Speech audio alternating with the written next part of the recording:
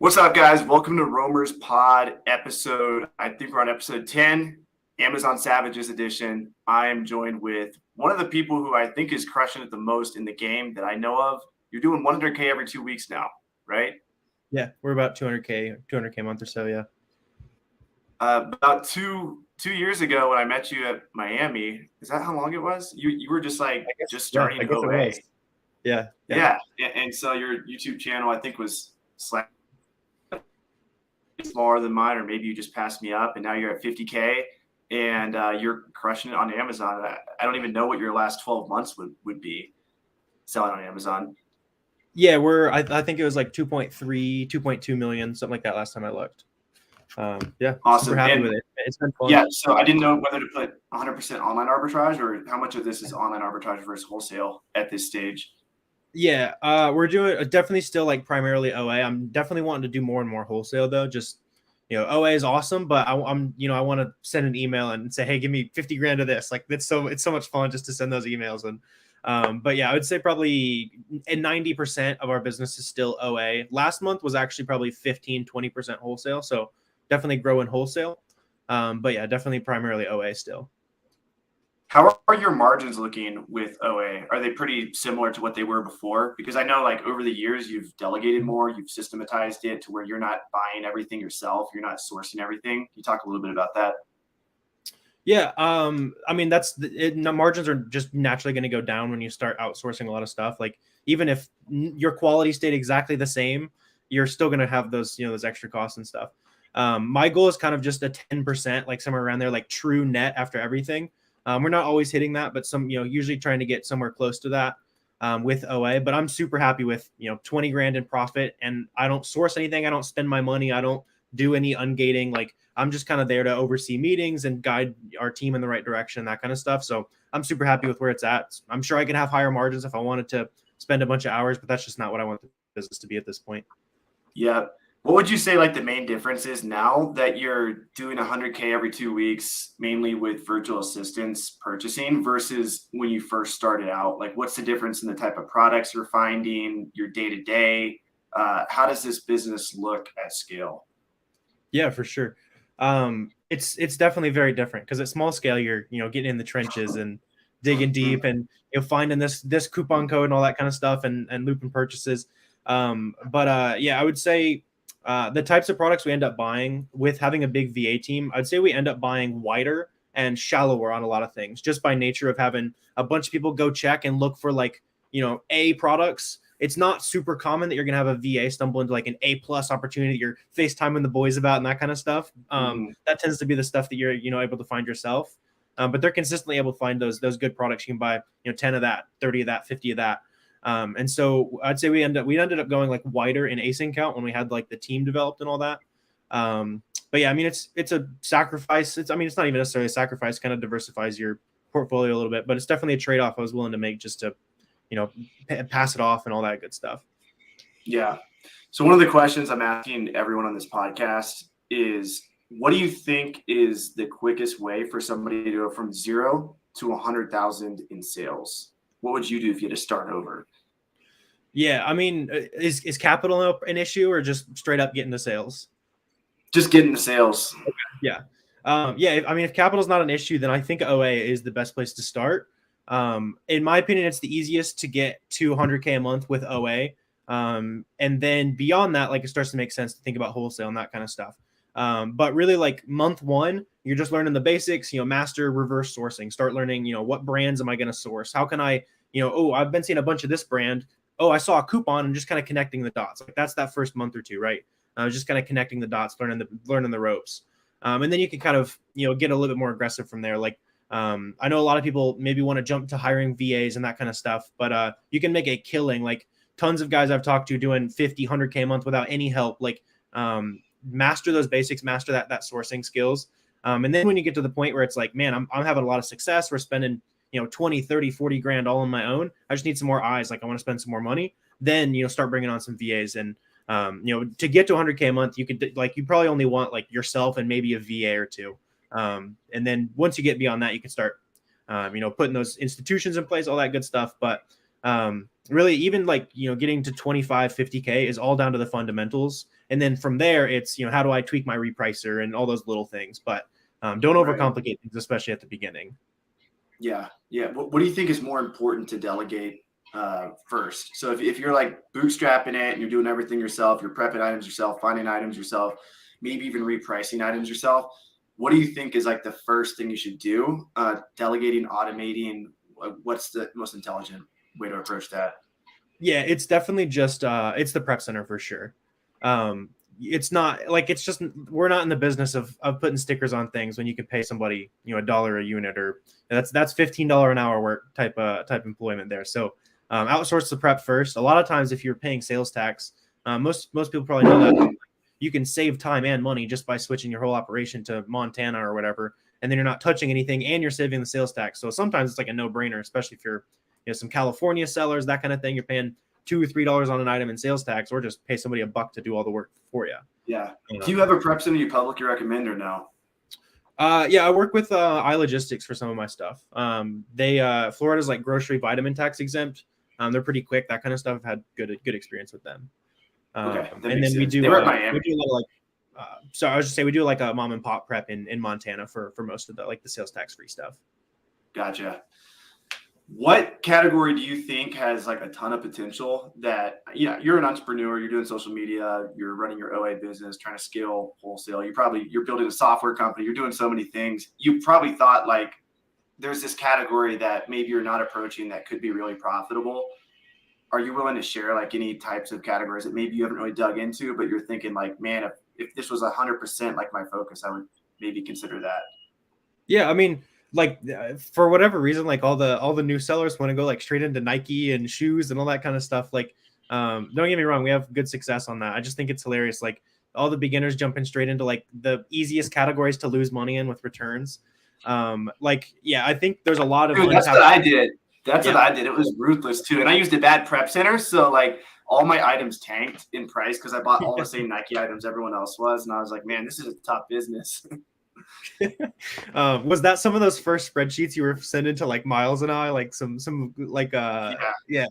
That's I still use that same spreadsheet. I have like thousands of units now, but it was almost all like Nike stuff starting out. And I mean, don't get me wrong, Nike stuff sells fast, but especially when you're all buying from the same stores, that stuff can really tank in price. You just see the number of sellers climb up on that. Yeah, and to kind of answer your question, like there's so much untapped potential in like the boring products, like auto, pet, like all that kind of stuff that people don't want to. It's not the big shiny object like beauty, apparel, that kind of stuff might be. But really, like you and I both know there's thousands of profitable products in every category. It's just really like, especially if you're a new seller, pick something you have a little bit of interest in. Maybe you did come from the sneaker world. Maybe it does make sense to start with shoes. If you didn't come from sneaker world and you like, you're big into makeup or something like that, then focus on that. Like just kind of keep your interest at the beginning. Did you see the cash back? I don't know if it's still like this, but me and Taylor were looking the other night on our call, and there was like 20% cash back at PetSmart. Yeah. And what was up with that? Was that like a Mother's sale? Yeah, I think it's. I think offer? Isn't it still pretty good? Like I can pop it up, but isn't there still a bunch of? I haven't checked today. Yeah, okay, it's back down, but yeah, for like a week or a week plus, everything was at like 15%. It was insane. Hopefully some of you guys ran up. That was some, very strange. It was almost like Q4 type numbers. Yeah. Oh, what's up, Scott? Under Armour had 20%. Yeah, it's crazy, man. Like they were giving away money this last week or two. Appreciate you, Scott. Roadmap member. Boom. With revolving capital expense to get 100K a month, as far as product expense to get 100K to 50K a month, you know what he's asking? Maybe I would assume like how much money you need to get. Yeah, I would assume like how much money you need to get to 100K. Obviously, like I think you're kind of working it out. You're gonna have to spend probably 50K ish that month, but obviously you don't need to start with 50K. Like, you'll typically, for every dollar you sell, you'll typically have spent like 50 cents to make that happen. So 50K to turn into 100K, and then however much, like it'd be a compound interest calculation at that point. Like start with what you got, multiply it by like 30% every 2 months or so, and see how long it takes till you can spend 50K. Right. Are you still turning your inventory about 4 times a year? Yeah, it was like 6 times a year is the goal. It's probably closer to 4 or 5, somewhere in there. Yeah, that's solid. That's awesome. Do you know how much cash back you're getting? Like, are you able to live off cash back at this point? Yeah. I mean, our goal is to spend like 100K a month on products, and that usually goes on to the 2% spark. So that's $2,000 in cash back right there, and then you got all the racket and that kind of stuff that adds up to be another couple thousand or so. Obviously, it can vary a lot depending on who decides to pay out that month, but that credit card cash back is pretty reliable. And I'm not living the Miami high life. I'm just stashing it away and that kind of stuff. So when are you gonna start flexing on us, bro? When's it gonna happen? You got a Tesla, don't you? You bought the Tesla, right? You attract a certain kind of audience when you flex, and it's not the people I rock with. Like, I'm down. Like, I think I try to keep it more humble, that kind of stuff. And I have a lot of people come my way, or just normal guys like trying to get out of the job. Like, that's the people I want to talk to. There's an art to the flex, though. There's some people where I'm like, all right, how long are you gonna keep this up for? Because you've been flexing for a solid year now. And like, I feel like it'd be exhausting to do that all the time. I feel like there's no way you can be authentic and always be flexing, and you're going to meet these people in person, like if you're going to be in the personal brand game for a long time, like we're going to meet each other, you're going to meet your audience. And it's like, I don't know. I'd rather just put myself out there how it is. Because when you meet someone, they look at you as like, fields of profit. Oh my gosh, like from YouTube, and like so pumped. And you're like, I'm going to ruin this real quick. Like once you get to know who I am, like that's how I feel, at least when I throw these events and stuff. I'm like, you guys are going to find out, real quick that I'm not like Superman like you think. Yeah. I mean, just like be yourself on social media. It's then you don't have to put up a facade. Yeah. You would buy some PetSmart. Are you selling as new?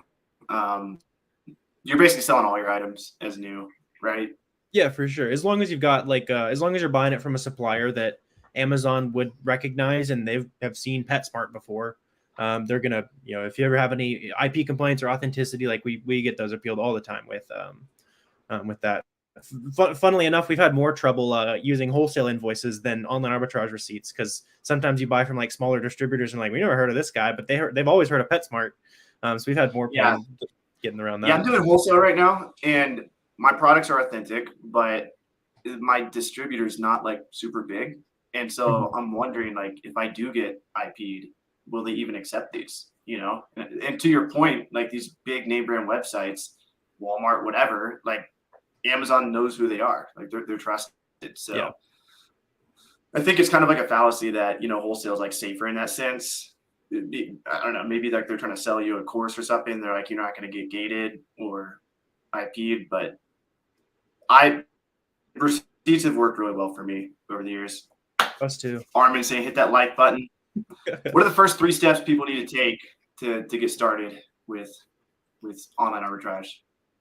Yeah, I mean, first thing, like, just go out and watch free YouTube content, like that kind of thing. Like, and not everyone's gonna be right for it. Like, that's the thing I think a lot of people who like do what we do forget is, like, sometimes people just aren't gonna want to click around on websites all day. And if you're watching YouTube and it's like, man, that looks awful, then don't do Amazon. Like, go find something else.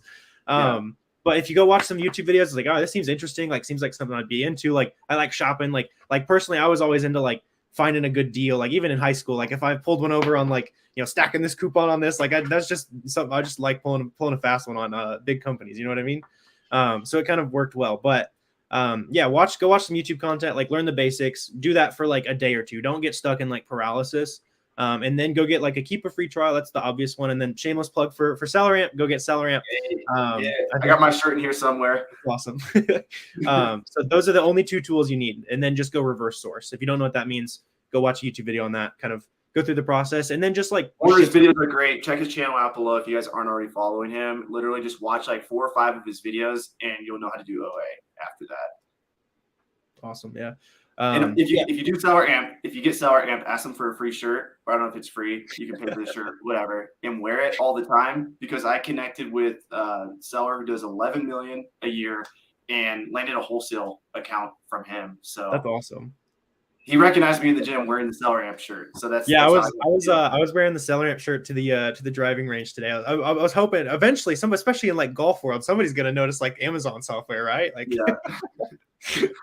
How often do you get recognized in public? I've never been recognized in public You will. outside of like Amazon conferences yet. You will. I think I'm like outside like 100 times more than you, so that's probably why I've been recognized more. But you'll definitely get recognized. I was on a plane one time and somebody recognized me. That's so and I just felt like so hype after that. I'm like, oh yeah, it's cool. yeah. It was awesome to see everybody in Miami, like, because last I had been like 2 years ago, and then I was just like you're saying, I was just doing books, like getting into OA, and then this last year's there's people like, yeah, man, I'll do like 50K a month, and you taught me how to do it. I was like, oh, I did, like, dude, yeah, it's crazy. Like I was talking to a few kids at the wharf, and he's like, yeah, I'm just starting. You know, I've been like following Miles and doing what he says. I'm like, yeah, what are your sales up to? He's like 250K a month. Yeah, we'll have some absolute monsters just come out of the woodwork. It's like, hey man, I'm doing like 100K. Like, thanks. Yeah, that's what I love about online arbitrage. It's hard to like blow up books like that. There are people that do though. Vishal, I'll probably get him on the pod next week, but it's much more common for people to learn OA and scale it up like that. But books is an ugly business. Like, there's a reason the margins are so much higher in books. So it makes sense. Yeah. It's definitely a grind. All right, let's dive into. Actually, I wanted to ask you this. For some reason we became Facebook friends the other day. I think it like showed me your profile, and I requested it, and so I stalked your page a little bit. What were you like in a spelling bee or something? Like, there's like a picture of you with like a medal you were on your stalking head. me like crazy, man. It was like 8 pictures back. It took That's 8 funny. seconds. That's fair. I think I've used Facebook like 5 times in my life. Okay. Yeah, I mean, that was probably like 6th grade quiz bowl, man. Like, okay, I think the trophy above my head, I think, was quiz bowl. Yeah, I'm trying to like think psychologically what kids are successful in Amazon FBA, and you're obviously doing really well. And I'm like, I wonder what kind of thing that is. Like, so it's quiz bowl. Yeah, it's people who I've seen it. Like, everyone who blows up really fast just has obsessive personality. Like, there's a guy that I've been doing some coaching for. He used to be like literally a professional League of Legends player. And in 3 months, he went from like 30K a month. And then now he did like 80K, and he's probably about to do 6 figures a month from here out. Like, dude is just like, everyone I've talked to that was like really into video games, or like kind of like, you know, the spelling bee or whatever in high school, like really into it. Like, they're all like kind of have that personality to take off. It's close. Yeah. If you're smart, you don't have to be like book smart, but if you're smart and you're in entrepreneurship, like Alex Hormozy was incredibly smart, and he was like actually good at school. And if you can take that discipline and put it towards entrepreneurship, you know, it's next level. Yeah. It doesn't take long. Let's see where to take this. I'm just thinking of things that beginners need to know starting out, because a lot of my people are booksellers. Do you have any opinion on like flipping used items, online arbitrage, like textbook flips, eBay to Amazon flips? Have you ever tried that? Do you have an opinion on that? Yeah, I did. When I was like transitioning to OA from books, I was doing OA books using like eFlip and that kind of stuff. Little like Flipmine from eBay. If you're gonna do that, like, make sure you're selling all that stuff in used condition. Obviously, like, I think people like eBay to Amazon's been getting more popular, but you're gonna have a headache if you start trying to sell that stuff as new. So yeah, I mean, there you can definitely hop on Tell the that train. to Steve, man. Tell that to Steve. Steve got he's got a ballsy business plan, but it's working for him so far. He's diversified though, so he's good. Yeah. But yeah, I mean, there's a lot of potential there for sure, and it's a really good way to learn like a lot of mistakes that you might make if you're buying 20 of something. If you're only buying one used copy of a textbook and you're checking out the Keepa, like the people who came from books and know how to like, I can see when textbook season was, like, that translates so well to OA. It's like, I mean, you know, this is a pair of shoes. It's sold really fast in Christmas. It's November. I'm gonna buy a lot more, and those skills translate really well. I think there's a lot of money to be made in the used items too. Yeah, no, I agree. Yeah, I was actually, so we don't have access to your GoToLister account if you guys use us, just so you know. It's like encrypted or whatever the word is for, like, but I have Steve's login, and so I've been like testing and like looking at his numbers. These aren't his numbers, these are actually my numbers. But dude, like, these items he's flipping, like, he's legitimately making a lot of money from this stuff. he's got these like every time you open his item, it's a keeper graph where it's like just smooth. It's just like 1, 2. It doesn't sell like insanely fast. It's not like the OA items that we flip that are like, 10, 20K, but it's like just consistent drops. And a lot of times they don't have FBA offers. So he'll buy them on eBay, send it to Amazon, and he's the only FBA offers, and he'll get the sale. And that's awesome. Pretty impressive. Yeah. Had a question about something, but I forgot what it was. Let's see. What are your goals for the future? Like, what are you looking at, expanding? I think last time we talked, you said maybe doing wholesale. You're going a little bit that way. Yep. Are you just thinking about grinding OA or? Yeah, I mean, at this point, like the OA business kind of, I don't want to say runs itself, but I'm not going to be putting like a ton of extra effort into super scaling the OA side of things. Like, runs pretty comfortably at, 200K a month. Like, like I said, I'm not sourcing anything, like all that good stuff. So that's just kind of like a cash cow that I'll just probably kind of leave there. And then I've been working more aggressively on some wholesale stuff. So I actually talked to like a couple distributors today, that kind of stuff. One of them actually was, they reached out to me. They're a huge company. And he's like, hey, I watched your videos like a while back and we were looking for an Amazon guy. So that was like, put yourself out there, is that to say. Yeah, that's awesome. Watch Me Amazon's used his personal brand before. That's so cool. Like, because Watch Me Amazon called them and told them about his brand. Yeah. But they found you. So that's dope. Yeah. But so yeah, just working on the wholesale side of things. Obviously working on seller ramp, all that good stuff. Yeah. Trying not to do too many projects. Kind of started doing a lot and now dialing in on the dude, the stuff you're already doing so much. Like, and you post so much on social media. It's impressive. Yeah, you got to if you're gonna do the socials game, you got to like stick to a schedule, that kind of thing. Which is hard for, especially, and it stands out in a field of entrepreneurs who are all just like, oh, I'll do what I want when I want. If you're the couple guys who are like consistent, it stands out a lot. Can you talk a little bit about that, like the importance of your personal brand, why you started, and what it's done for you?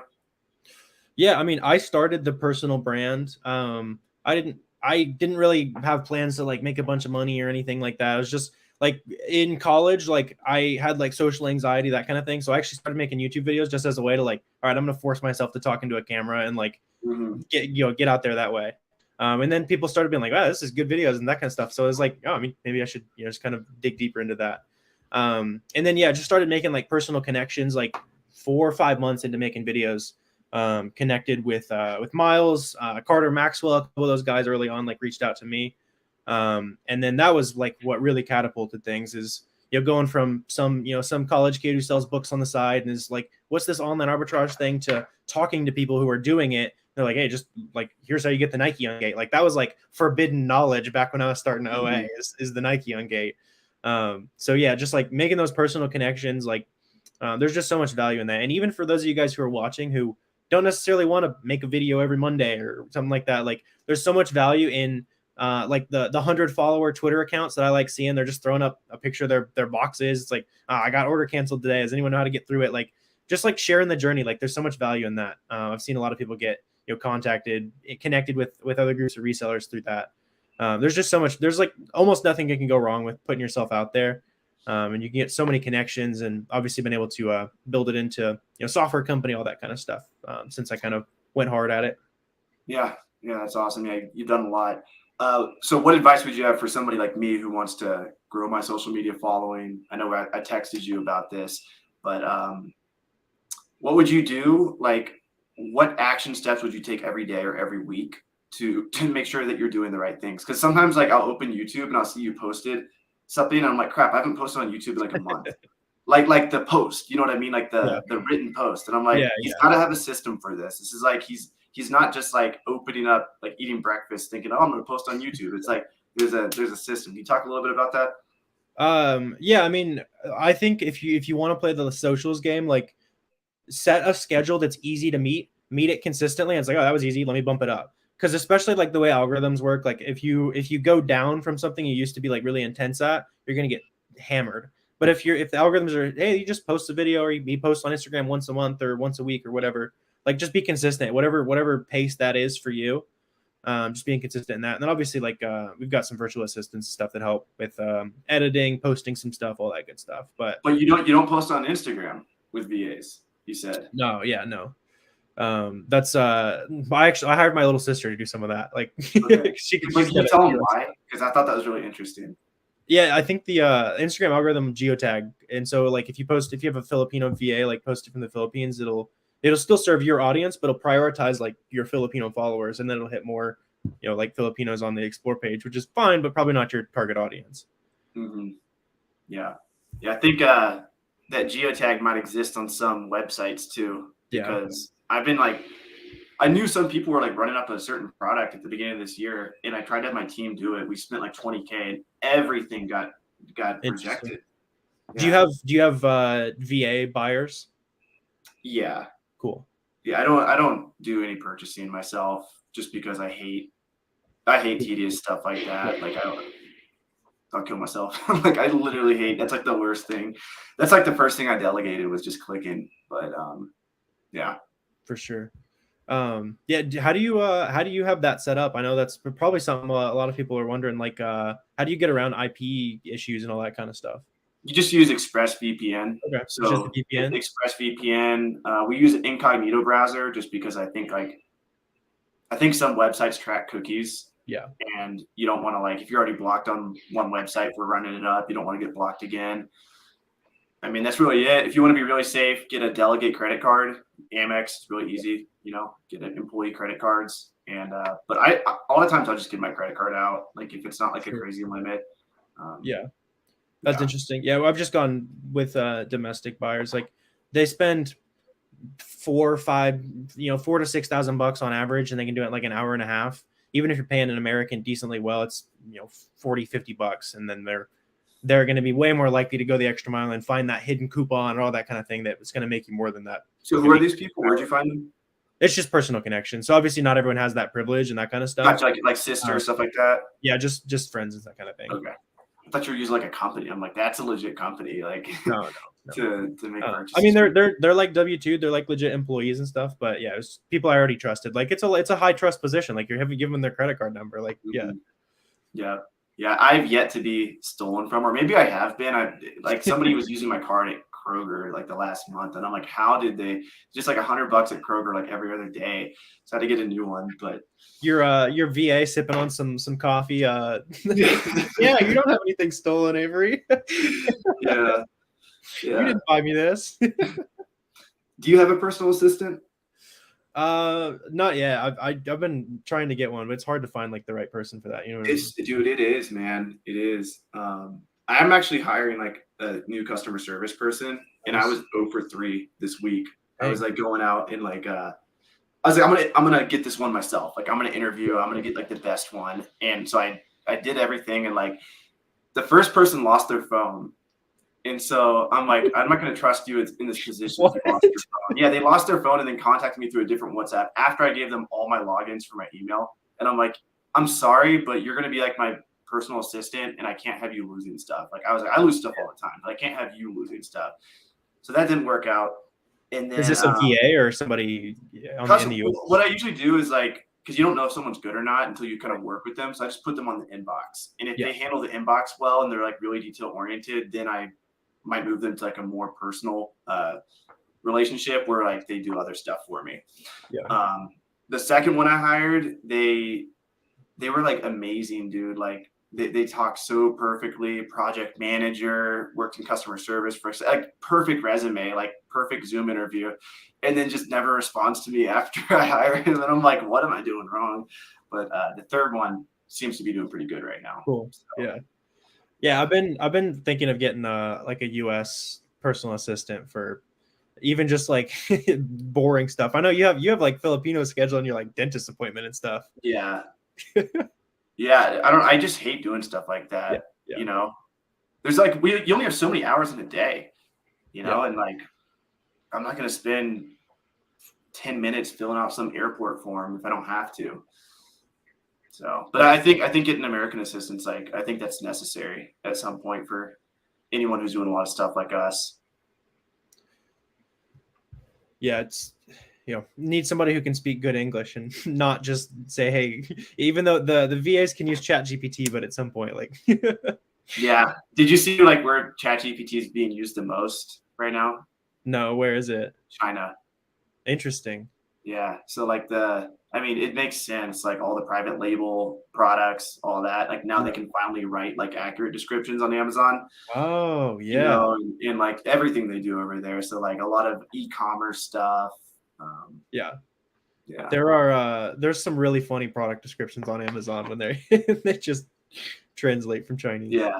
Speaking of that, I'm kind of getting into like I'm actually getting to the point where I'm creating some listings just because Yep. there's an opportunity there. Do you ever mess around with that? Like creating new I listings? don't think it's worth it in arbitrage unless you can own the listing somehow. So like unless you can bundle it with your own trademarked spoon with like a food or something like that. Otherwise, you're going to go through the effort of creating a listing, uploading pictures, getting it ranked, all for the classic, returning to break even to happen, right? Like if you don't have something that other people can't do, it's just gonna go down over time. So I've made like one listing. It wasn't worth it because we sold and then we ran into break even and that kind of stuff. It's like, why did I go through all that effort just when I didn't have a moat? So if you have moats, like if you guys watching, you already have a trademark, you already do a little private label, like bundle things together, you make a ton of money that way. But yeah, I just don't think it's worth it typically. Yeah. What else can people do to like differentiate themselves in online arbitrage to gain a competitive advantage? Yeah, it's all down to like, especially when we're all selling like a lot of the same big name brands. If you want to go into Nike, that kind of stuff, like it all comes down to how many of the small things can I find to get a lower cost than my competition. Like that, at some point, that's one of the only levers you have to pull. So the classic coupon, cashback, discounted gift cards is something a lot of newer sellers don't take advantage of that you probably should, especially on like websites that aren't canceling your orders, that kind of thing. But yeah, I mean, beyond that, it's also like, hey, I've been having a lot of success on selling this brand and I've been buying directly from their website. But so are these other 15 people I'm competing with. I wonder, should I shoot them an email? Like, can I just shoot them an email and say, hey, I've been buying, XYZ from you. Can I develop a bulk relationship? That kind of thing. Like, that's where a lot of really good relationships were built, is kind of, taking those steps other people aren't going to take. Like if you ever see like, I could do that, but it's hard, you should probably do it. Basically. Gotcha. Yeah. That makes sense. Do you ever mess with like PPC or anything? A little bit. We do it with some wholesale products. It's typically it's like if we have something we're either like stocked too deep in and just want to encourage some sales volume. Can you talk a little bit about your strategy with that? Like, are you pricing higher when you do PPC because you only can run PPC when you're in the buy box or they only display? So like, are you going to price higher to try to capitalize off, more sales that way? Yeah, typically, so it makes sense, especially if you have like a decent amount of it, to just set up, we call it like a dime bid, where you just bid a dime on every related keyword to that product. And then if anything happens to slip through all the private label guys bidding on it, you're going to get that product. And obviously, if you're 99 times out of 100, you're going to be happy to pay a dime for somebody to click on your listing, that kind of thing. We have run like a little bit limited PPC, like a legit PPC campaign, only when we're working directly with brands. And we'll usually say like, hey, if you can work with us a little bit on pricing, we'll see what we can do to encourage sales with PPC. So it's kind of a give and take there. But especially with the wholesale and OA, it doesn't really usually make sense to run the, hey, I'm going to bid $1 on a click on this item. It's just not the margin for that. So are you setting that up yourself or are you having VAs do it? Are you choosing the keywords? Like, how are you determining what keywords to pick? Yeah, it's not something we do a lot of. So if we ever throw on PPC, like I'll do it myself at this point. If we start making it something, it would be pretty easy to pass off to like an admin VA. Because I'm like super deep in some stock and I'm trying to move it because like the way it works is like when I buy this product, it comes with 4 and then 2 of the products sell slower. So I'm like trying to yeah. You could also try a coupon. Coupons, there's a 60-cent redemption fee if you have a coupon. So keep that in mind. That some people don't think about. But what do you mean by that? 60-cent redemption? Yeah. So if you have a coupon on a listing and the customer uses it, like on top of what they're going to save on the product, obviously Amazon charges you a 60-cent fee to use the coupon. So that's something a lot of people don't forget about, but there's a lot of volume that can be encouraged with coupons. So I would also try that on those listings. Have you done that much or no? With stuff we're deep in stock on. Yeah. Like, we bought a little bit too much of this, and like especially some wholesale products, we've had this for 2.5 months. Let's encourage some volume. And then, sometimes kind of a nugget. Some companies won't really care if you put a coupon if there's a MAP policy, but they will care if you lower your price. So sometimes you can get lower than MAP policy if you have a coupon. Obviously, you'd want to clear that beforehand. Yeah. Do you have any advice for people who, you know, are crushing it in OA and maybe they want to like think about wholesale? What would you recommend doing? Yeah, I mean, what we've been doing, I mean, we're super early on in wholesale. Like, we're doing journey, man. I mean, we're just for ref, we're probably spending like 10K a week on wholesale products, which is a good amount, but I'm not like an expert by any means. Yeah, some people are watching this and they're like, "You motherfucker, you just starting out." Yeah, just starting out 10K a week. That maybe 30, 40K a month or so.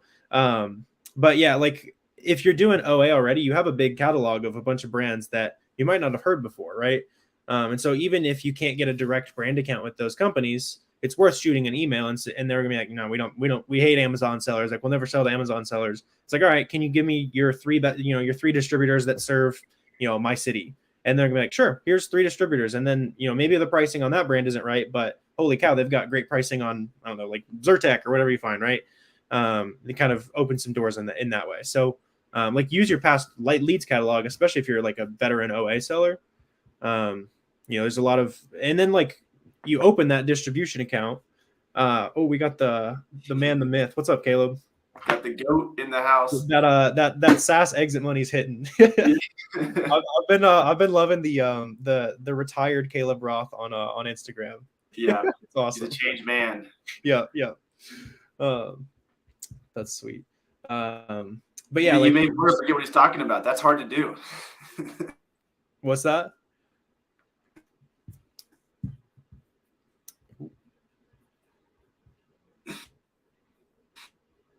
I think we're cutting out a little bit.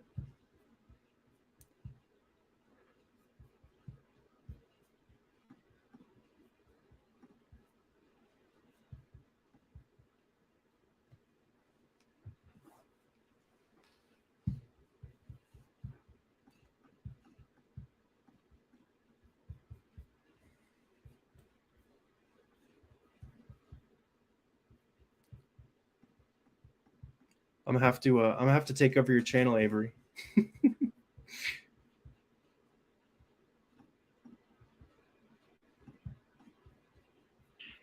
All right, we made it back. There we go. Down?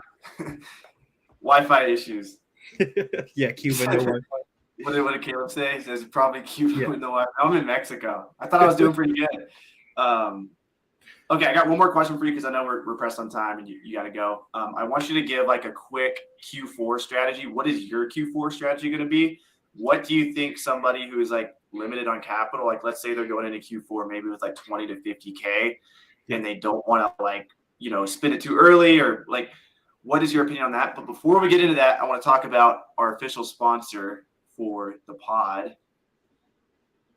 We actually don't have a sponsor for the pod. It's me and my business, Go-To Lister. This is the fastest listing software out there. The number one thing I love about it most is it helps me list and process my items that much faster. And as you know, if you want to grow your Amazon business, speed is the name of the game. If you're thinking about selling on Amazon or you're already selling and you want to be able to grow your business quicker, definitely check out Go-To Lister. Appreciate you, Avery, for creating the software, and it's really helping me grow my business. Much love. Awesome. And we also have profit analytics. This works for all products on Amazon, so you can list literally everything, not just books. If you see here, this my profit for the last 30 days, 15,000, and that's just going to tell you like what your buy cost is, what your Amazon fees are, and then what your sales are. So of course, like you need to add prep cost, all this stuff in it, but it just gives you a glimpse of like how your Amazon business is doing overall. We're deep into the pod, so if you guys email us to support at Go-To Lister and use the code Fields of Profit, you'll get half off your first month. Boom. Back to the pod. So Q4 strategies. What's your Q4 strategy, and what do you recommend for people going into Q4? For sure. That commercial break is epic. I need to get one of those for Celebrant, man. Yeah, man. You got these little video clips. It's dope. Yeah, that's sick. So Q4, you got, say you got 50 grand or 20 grand, you're pretty capitalized. There's going to be so much opportunity on Black Friday. And so the temptation is going to be to like, save all your money, that kind of thing. That I would advise saving a good amount of your money for those Black Friday deals, but anything you buy on Black Friday is going to be too late. So basically, like anything you send in, middle of November or before is for sure going to be there kind of in time for the Christmas rush, especially by the middle of December, that kind of thing. You say it's too late, but it's too late for FBA. But are you during Q4? Is that absolutely, yeah. Okay. So just kind of getting into Q4, make sure you've got all your FBA stuff there. by the middle of November. And even that's like a little late because sometimes the transfer times are pretty slow in Q4. So get prepped with all that kind of stuff. And then there's going to be a ton of deals to take advantage of on Black Friday. It's going to be too slow to get them into FBA. But I think like 2 years ago, this is what completely changed everything for me. We probably would have done 60, 70K. Like we had a good December without merchant fulfill, but we filled up the house. Like it was chaos, but we doubled it. We were able to get like 150K, and it was way more profitable because of taking advantage of those merchant fulfilled sales. So you've got that Black Friday inventory rolling up at your front door. You list it the same day, and you got Q4 demand kicked in. And it's hard to fail in Q4 with stacking all those different advantages, sales, that good stuff. And then just get your merchant filled operation ready. Make sure you have like boxes prepped, especially if you're going to buy products. If you know the dimensions, that kind of stuff, like order the U-line, the correct size boxes the same day. They're like a little more expensive if you do U-line, but you can save shipping, all that kind of stuff. Just get prepped with all the shipping supplies. You can make so much money in Q4 taking advantage of that. It's going to be a ton of work, but if you're wanting to really make it happen and take things off, like merchant fulfillment is kind of the key. And then if you don't already have people to talk to, make sure you've got 2 or 3 guys that are also doing online arbitrage. If they're at your level, like you're going to want some people to be in the trenches. Like, hey, there's this sale going on. Like, let's just hop on Zoom for an hour, 2 hours, source the sale together. Especially early on, there's going to be so much value in doing that. 100%. Yeah, that's where like I get a lot of my products now is just like by talking with people, communicating with people. Thanks so much for coming on, brother. We got his course below. If you guys like the way that he teaches, you like his content, go check out his channel too. His channel's below. He's got the FBA Roadmap. You guys can check that out. We got something special coming soon. I can't really announce what it is, but if you guys want to get notified about it, go to the 1 Ace and Away Challenge below. Put your email in there. You'll get my emails, and me and Warner got something special coming up soon. So be very cool. Sweet. Thanks for having me, Avery. Good.